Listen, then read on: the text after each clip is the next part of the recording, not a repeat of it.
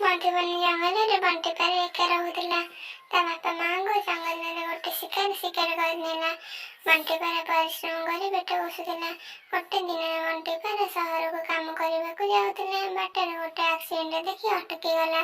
ଆରେ ଲାଗୁଛି ଏ ତ ବହୁତ ବଡ଼ ଆକ୍ସିଡେଣ୍ଟ। ଟୁନି ପାରାର ବାପା ମାଆଙ୍କର। ବାପା ମା, ମୁଁ ଏବେ କ'ଣ କରିବି? ତମେମାନେ ମୋତେ ଏମିତି ଛାଡ଼ି ଯାଅନି। ଏହା ଦେଖି ବଣ୍ଟି ପାରା ବହୁତ ମନ ଦୁଃଖ କଲା। ବଣ୍ଟି ପାରା ଟୁନି ପାଖକୁ ଗଲା। ଓଡ଼ିଆ, ତୁମ ନାଁ କ'ଣ? କେଉଁଠି ରହୁଛ? ମୋ ନାଁ ଟୁନି। ଇଏ ମୋ ବାପା ମା। ବାହାରକୁ କାମରେ ଆସିଥିଲେ। ବଣ୍ଟି ପାରା ଭାବିଲା, ଇଏ ତ ବହୁତ ସୁନ୍ଦର ଗୁଡ଼ିଆ, ଆଉ ତାର କେହି ବି ନାହାନ୍ତି। ମୋର ବି କେହି ନାହାନ୍ତି। ମୁଁ ତାକୁ ସାଙ୍ଗରେ ନେଇଯିବି, ମୋ ଭଉଣୀ କରି ରଖିବି।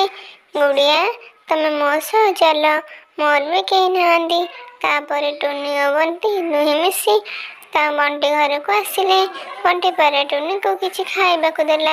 ଭାଇ, ମୁଁ ଏବେ କୁଆଡ଼େ ଯିବି? ଗୁଡ଼ିଆ, ତମେ ମୋ ପାଖରେ ରହିବ। ହେ ଭଗବାନ, ଧନ୍ୟବାଦ। ତମେ ମୋତେ ଭଲ ଉପହାର ଦେଲ। ରାକ୍ଷୀ ପୂର୍ଣ୍ଣିମାରେ ମୋ ହାତରେ ରାକ୍ଷୀ ବାନ୍ଧିବା ପାଇଁ ଭଉଣୀ ନଥିଲେ, ଏବେ ମୋତେ ଗୋଟେ ଭଉଣୀ ମିଳିଗଲା। ଦୁଇ ଭାଇ ଭଉଣୀ ମିଶି ବହୁତ ଖୁସିରେ ରହିଲେ।